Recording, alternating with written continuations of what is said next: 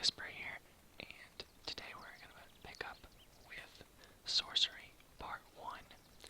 And last time, if you remember, we had gone through the Shanker mines and explored it all underground, and then come out of this cave right here.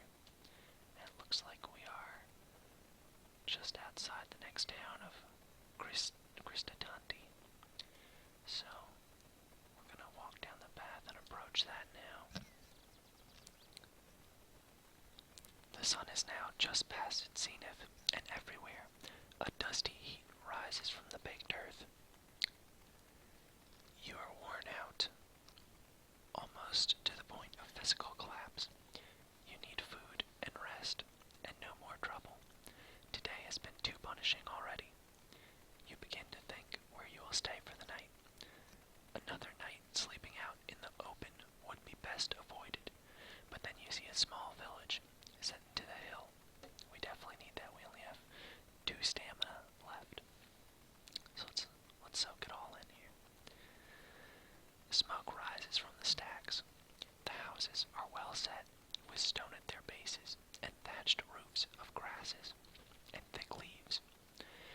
There is unusually more than just the one street running through the center of town, but it is as though this place, once rich, has had its heart scooped away. Litter surrounds the buildings, and on the edge of the village are rows and rows of empty, abandoned houses.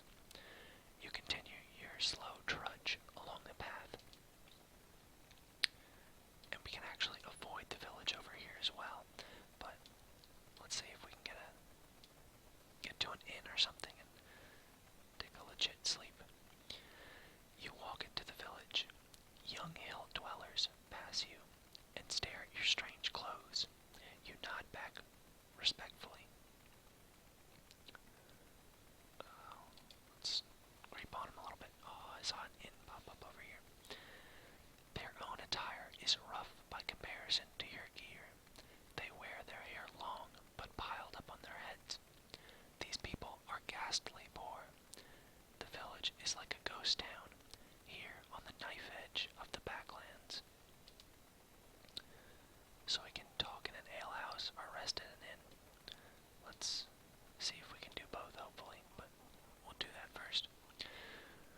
Walking down the single road, you quickly find a hut with its front covering pulled wide open and the smell of brewed beer coming from inside. You go in. Several hill dwellers are here, talking gruffly. When you enter, they watch you with an understandable caution. And apparently, that's what hill dwellers look like. The owner of the hut comes over to you. "Welcome to Kristatanti," he declares. "What do you want?" "An evening's rest and a drink to wet my throat," you reply. "Ale is 1 gold piece," he answers. "Please sit." You go over to the table where the hill dwellers are. Let's sit with an old guy. He might know some stuff. You turn your attention to the oldest man at the table. Whatever face he once had is lost in a labyrinth of wrinkles, and his skin is the color of tanned hide from a lifetime in the beating sun. Let's be nice. He raises his mug in salute. "Stranger." His face is gravely, like the dusty dirt that lines the streets of this town. "Where are you from?"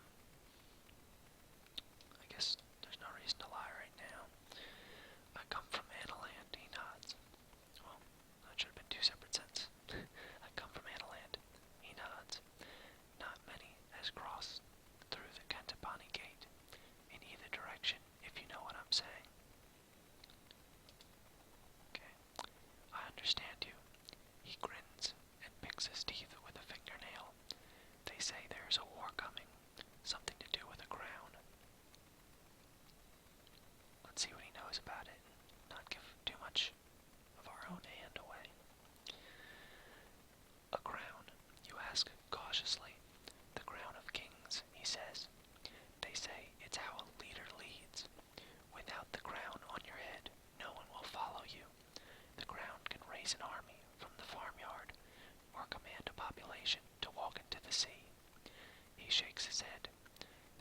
a bad idea, if you ask me.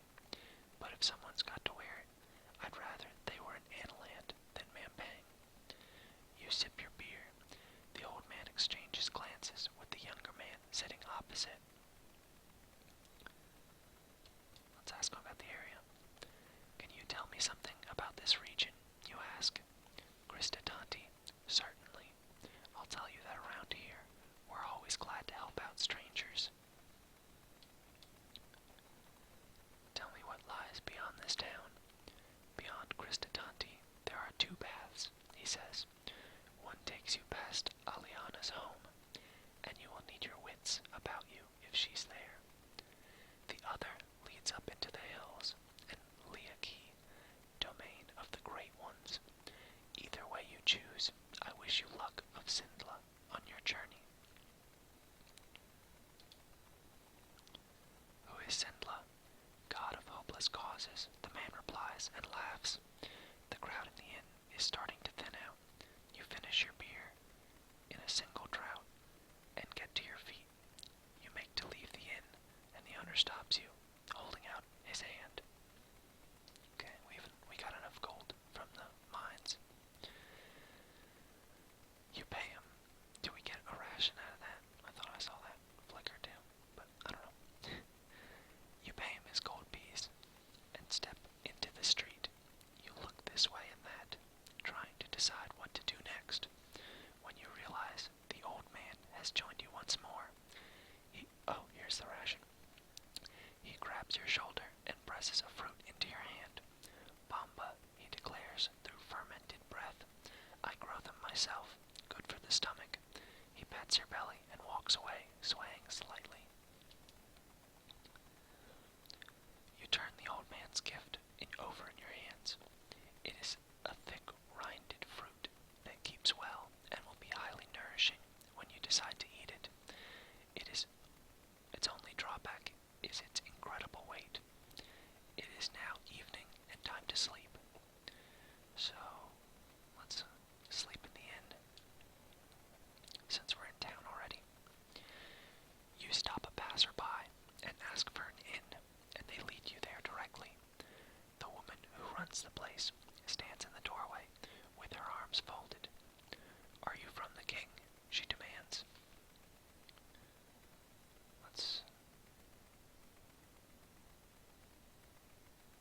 I kinda don't want to say that here. No, I'm a mere traveler. The woman narrows her eyes at you. This is a guest house, the best in Kristatanti. Only guests stay, and any guest of mine knows it costs me 3 gold pieces to house a man overnight, and 2 to feed him. But it's all between friends.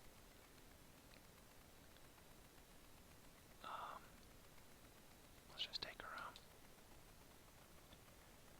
I thought that would be given more health, but I guess not. I should have eaten too. I'll take a room. The woman shows you the way upstairs to a room. There are 3 other guests already staying and asleep, so you settle quickly. The bed is not clean, but it is comfortable after the long day, and all its narrow escapes. You are grateful beyond measure for the rest. I guess we'll eat that fruit. Okay, there we go. Before you close your eyes, you quickly eat the old man's nourishing bamba fruit. You feel better for it, and it will help you sleep. And I guess you gain 2 health just from sleeping. Our max health seems to have gone up, I think, too. Your dreams are vivid once again. You are walking endlessly, the hills moving up and down under your feet like a rippling sea. Every step exhausts you, but no step moves you forwards. Meanwhile, a tall black creature strides towards you, wreathed in a foul-smelling smoke, and in the distance, a deep voice is booming with laughter. The long, cruel fingers of one hand are curled around the metal frame of a crown, and with the other he beckons you forward, as if into a trap. Okay, so let's adventure out now. We are well rested and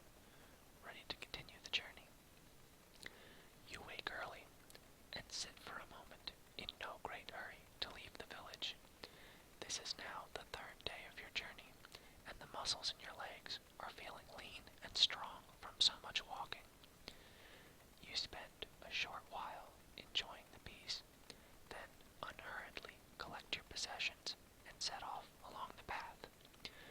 Kristatanti is surrounded by several miles of fields. It sits in a well-protected ring of hills and is close enough to the river to be reasonably prosperous. As you follow the path between lines of sun-baked crops, you come to a fork in the road. The right-hand way leads past a set of outbuildings, while the left leads directly off into deep woodland. So he told us about where it goes. This one goes by that person's house in the forest, and we'd need wits to get by her. And it leads,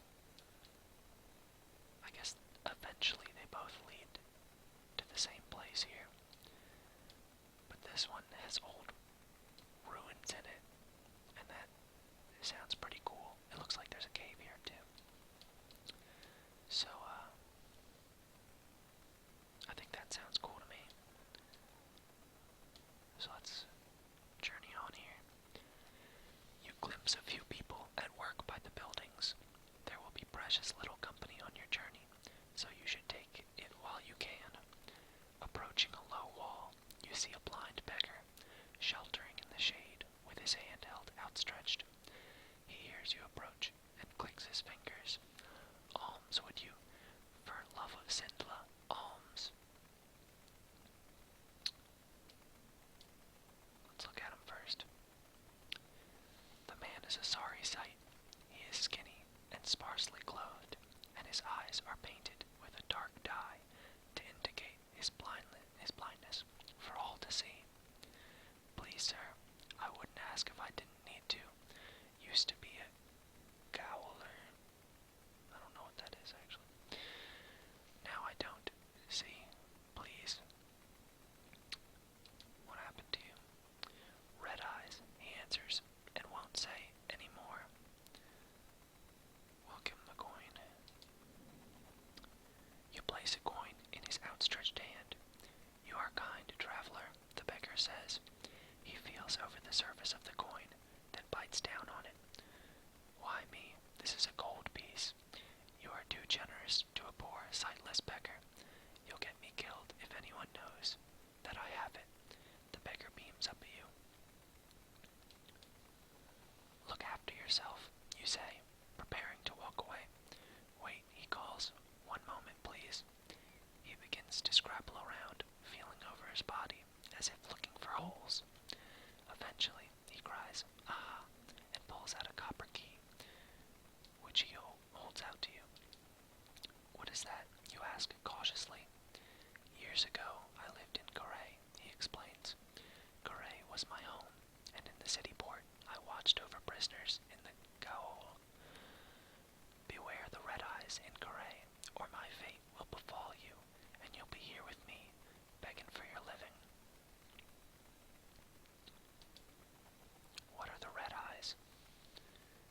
Pray you never find out, is his simple reply. Listen to me.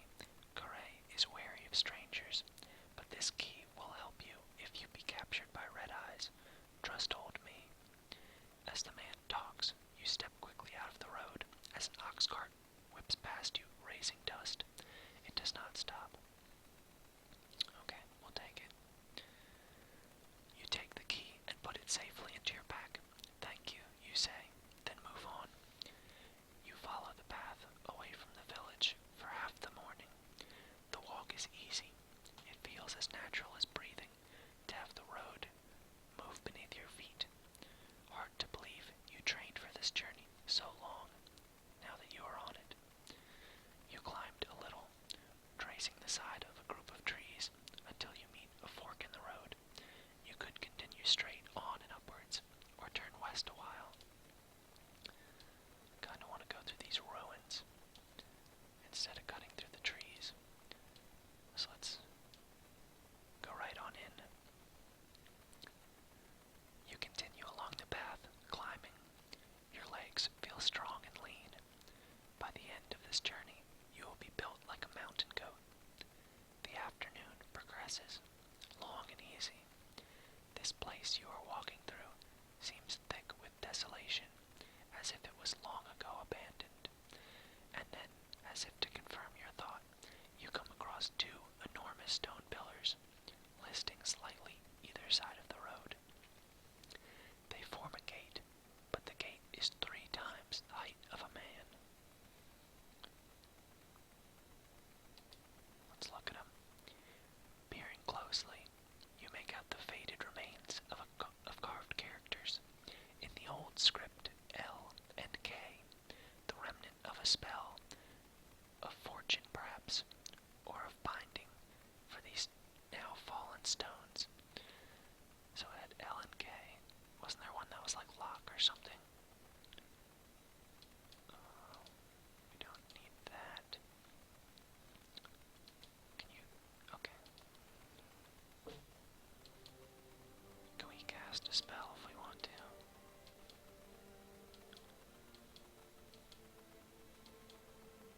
Oh, this was the one that opens locked doors. Taub. Is there one that uses L and K?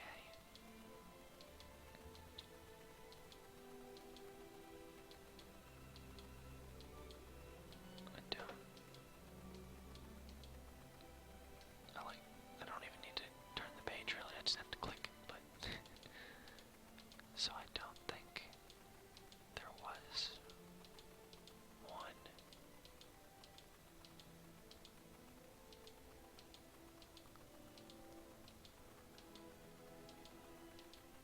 Doesn't look like it. Okay. Well, it was worth checking, I guess. Here we go. Let's go through. There is nothing for it but to go forwards through the gate. You step into the shadows of the enormous gate. The ruins of walls line the path either side, but these are walls built from blocks the size of ox carts. Centuries ago, this must have been a palace for a king 12 feet tall. Now it has been leveled, and the stones stolen for the field walls and foundations of the villages all around.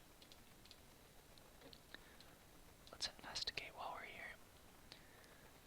You take a moment to clamber out over the ruins and off the path until you are surrounded by waist-high grasses. The ground rises and falls sharply around the outlines of houses and buildings. You trace the line of a street, wide enough to run 3 carts abreast, that leads quickly downhill towards a forest.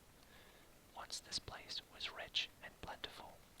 What happened here to remove every last trace of these colossal people? You stop by the edge of a house. The side wall only stands as high as your knees. Grass nods above it. Looking inside, you can make out the edges of the fireplace, the back wall, and an adjoining area. Perhaps a grain store or a bedroom. You take a few moments to search through the long grasses and find nothing until your hand closes on a clay pot near one wall. It is in the shape of a wine jug, but about 3 times the usual size. Around the neck is red stain, wine, or maybe blood. It is impossible to tell.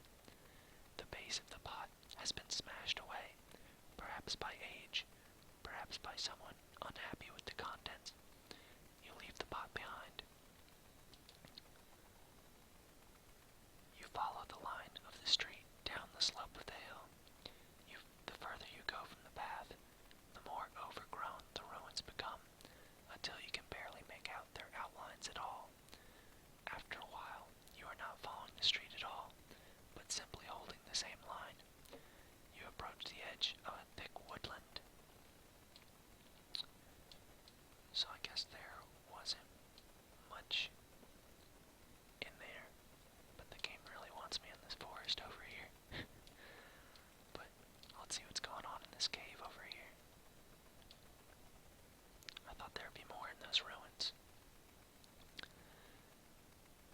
The path crosses over a low, broken wall, rises sharply uphill through a pass. After a while, you see two cave mouths, one to the left of the path and another to the right.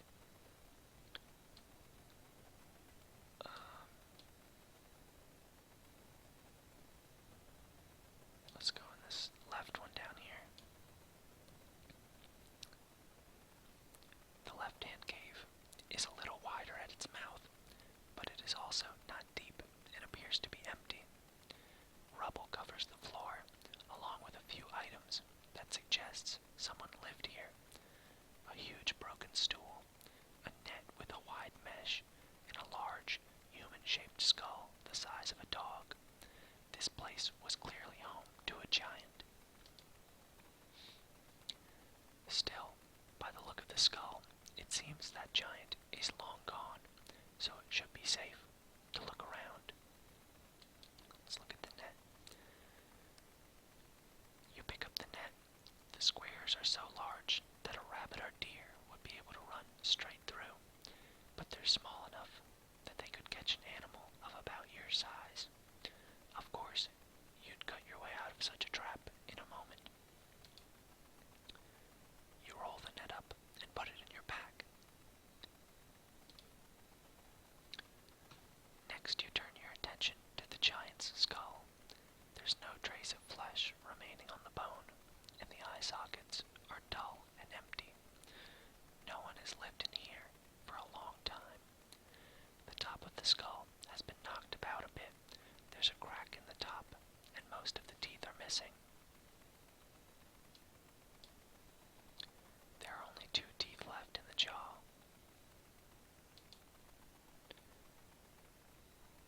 There's a dent at the very top. This giant was probably done in by a mace or a club, or else a falling rock. I think the teeth are necessary for a spell. Use the tip of your sword to pry a couple of giant's teeth free and slip them into your pack. Finally, you look at the stool. It's made from the lower branches of an ash tree, braced together with joint pins the size of your forearm, and before the stool broke, it could probably have borne the weight of several cattle. But it's broken now, and of no use to you, and there's no way you could carry it far. Why is there an option then? I guess we'll leave it though. You put the stool down. You've seen enough. You turn to leave the cave. Oh, we get to check both caves. I thought it was just gonna let us check one. Crossing the path, you go over to the other cave. There's a faint whistling sound. The wind, perhaps. Oh no. You creep further in. Then a few steps on, you stumble and fall. And as you do so, the whistling stops. To your horror, you realize what you have tripped over is a foot. A giant slowly rubs its eyes and gets to its feet. It hoists up a massive stone glove. Oh no, look at this guy. What can we do? We can cast a spell. Actually, I want to look at the spell book. I have no idea what spell I would cast. Okay. Makes creatures extremely clumsy. These are the most useful ones. Okay. Enables non-intelligent creatures to be controlled. I guess a giant is intelligent, though. Barrier. Visible wall.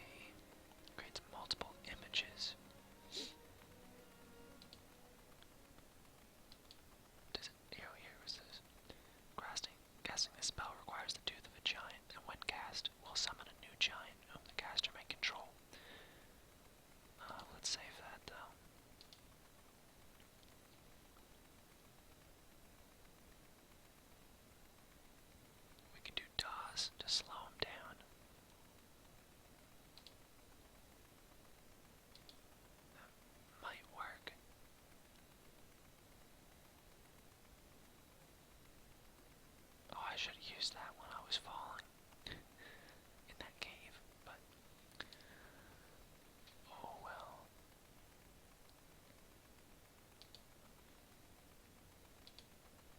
We could do fog and get away. Okay, let's look at. Okay. Let's see what options it gives us.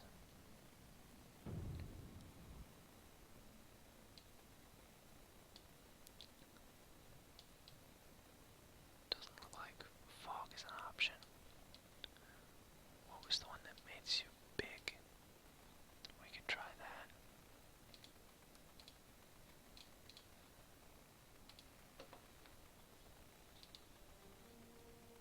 We could do dumb, maybe. Oh, it's literally just big.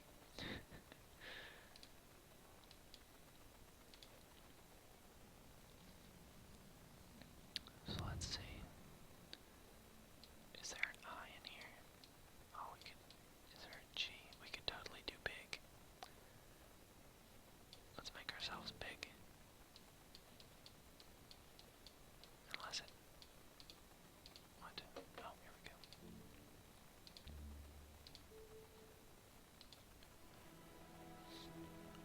You cast a spell and wait. Slowly the ground moves away from you. You are growing larger. The hill giant watches in dumb disbelief as you grow to match his size. Then you draw your sword. Okay. With a roar that shakes the rock, the giant swings its club and comes for you, determined to crack open your bones. You raise your sword to cover your enormous body. He raises his club defensively. You circle one another. This is a defensive battle. You stay low. The giant watches you stupidly in return. He raises his club across his body defensively. He is just not attacking. Okay. Why is he doing this? Okay.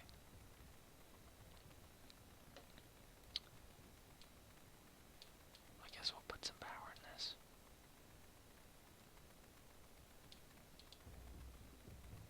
Oh snap. Lumbering in. You move in, aiming to trap the giant against the cave wall, readying a massive blow that could part stone. You stomp forwards. He deflects as well as he can. He doubles over in pain. Cautious but angry, he stomps the ground with one enormous foot, growling. And we defended his big attack. You drop down, protecting yourself as best you can, as the giant swipes its terrible club. You step back. You are largely unscathed. Let's do a little attack. Oh crap. He went in hard twice. You attempt an attack and suffer for it. The giant kicks out with one foot. You are caught off balance, unused to your oversized body. You stagger to the rock floor, stunned by the blow. Enraged, but wary of you, he paws the dust with one heel, preparing to swing. He has a ton of stamina. Hefting your sword, you move forwards.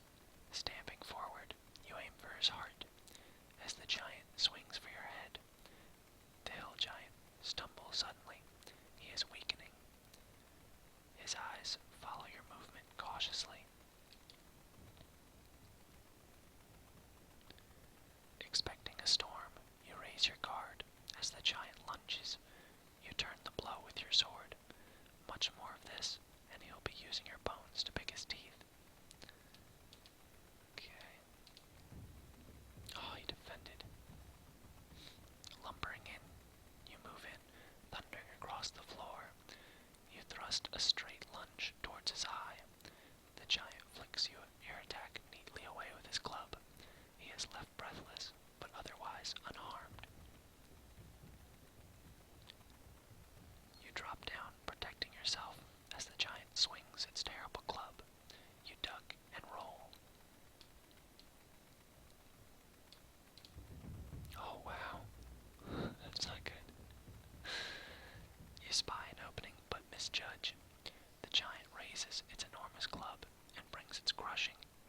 rushing into you. It catches you off guard. I think we're gonna lose this. Oh, we did win. But let's try again. That was really bad. Okay. He's gonna play the defensive game again. Let's do it. A little baby jab here. Wow, that did 3 damage. We just did 0.1 more stamina than him.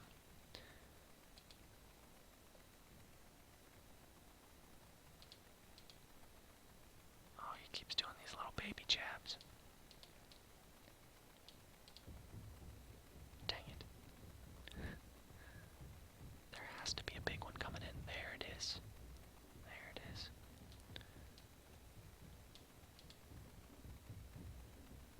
Even though he's blocking, we're still doing 3 damage. Okay, so he's doing a big one again. And let's just go in with everything. Okay. I don't know, he's probably gonna do a big one, yeah.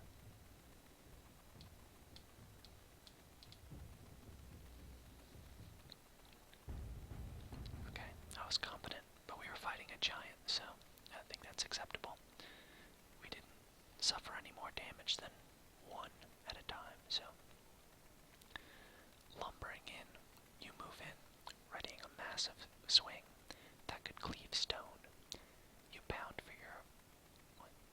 your opponent. Then your sword slips between the giant's ribs, and he falls, gasping his last in a noise like a gushing waterfall. The mountainside falls silent. You quickly search the giant's body and find a pouch at his waist containing 8 gold pieces. It's hard to imagine the giant spending them. Perhaps he was not as dumb as he appeared, or perhaps he liked them because they were shiny and nothing more. You like them too, so you take them.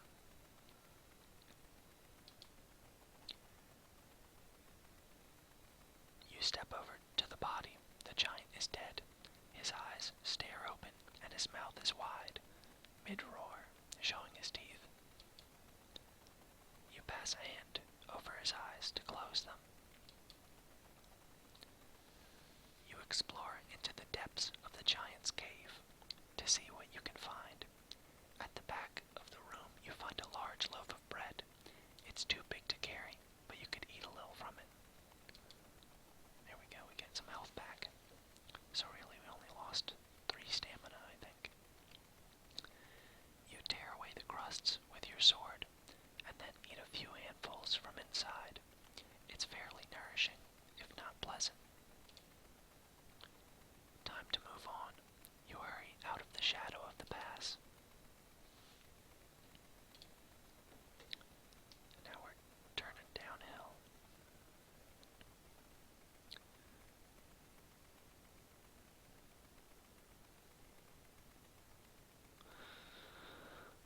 You crest the rise and continue down the slope on the other side.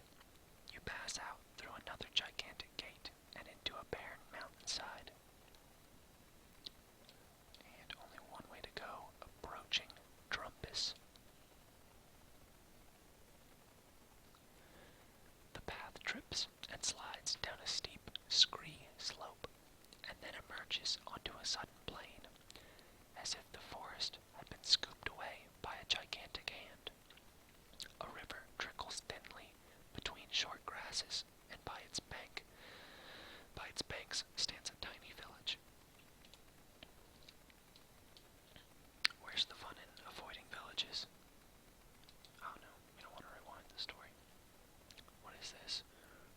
Uristanti. So let's go right through Dumpus. And we have to enter on the wrong side. We had to go through the whole village. Today has been mercifully short and uneventful. We killed a giant. How is that uneventful? You have made excellent progress. With a decent meal and a night's sleep, your next day will start auspiciously. So you begin the gentle climb down into the village. You follow the path down into the village, passing a sign which declares it to be Dumpus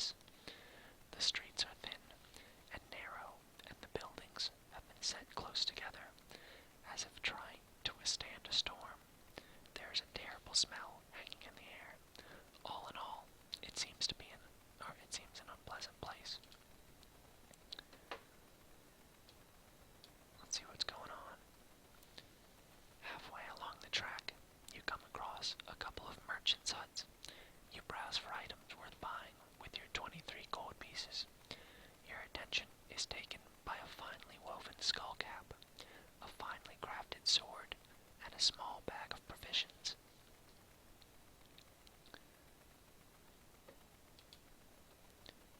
Carefully, you lift the longsword from the table and swing it through the air. It cuts with a finely carved edge. A fine piece of work, I'm sure you agree. The merchant enthuses. So, what weapon do we have now? And how can you tell what's better? So we just have a sword. And this is a long sword. So, let's just do it. Why not? You pay him 6 gold pieces and strap the longsword around your waist. You pick up the skull cap and turn it over. Stolen from a priest of Dadulay, the merchant declares with pride, a fine piece of work. 4 gold pieces. You can tell from the feel of the cloth it has no inherent magic, but might be useful in spells. Is there something that needs that?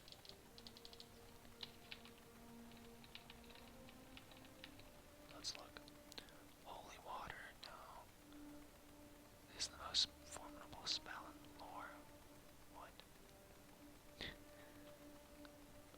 Okay. Heard wig. Is right, it needs the skull cap. Oh, skull cap, here we go. The caster must wear a cloth skull cap. The user may then read the mind of any intelligent creature nearby, learning its weaknesses, the contents of a nearby room, and other such details. So that's interesting.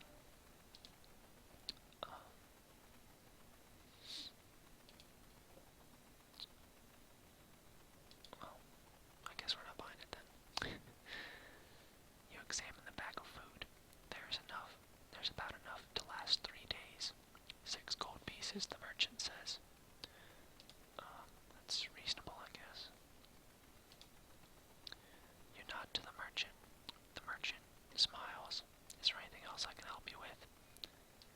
Is there any work to be had here? I need to earn some money. The merchant sizes you up. You look like a good worker to me. One of my friends needs some digging doing. I'm sure he would pay you and feed you for it. Oh, that'd be cool. Digging what? You ask. The merchant shifts uncomfortably. Doesn't matter. You'll find out. He stares at you. So, he asks. He looks over his shoulder at the path. I'm going that way now myself. You coming? Let's see what's going on. It sounds very sketchy.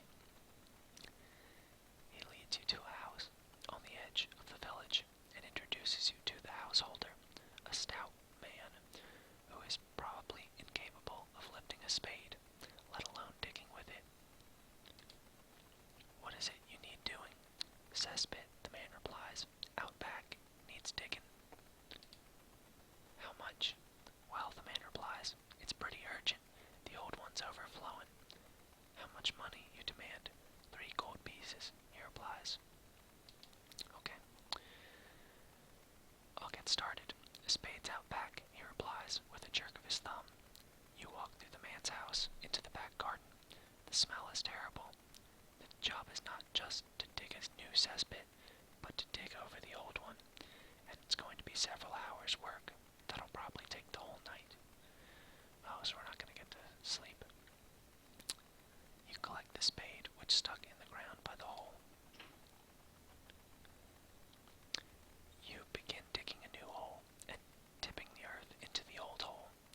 The ground is hard, and the smell from the pit is enough to make you gag. After you've been working for an hour or so, the owner of the household brings you out something to eat and pays you 3 gold pieces for your efforts. Oh, that increased our maximum stamina. That's cool. Oh, that's because it was overnight, I guess. It's hard to stomach the food with the smell on your hands and in the yard. But you're so hungry from the work that you wolf down the bread and soup he provides. Then it's back to work again for the remainder of the night. You are just finishing when the sun comes up.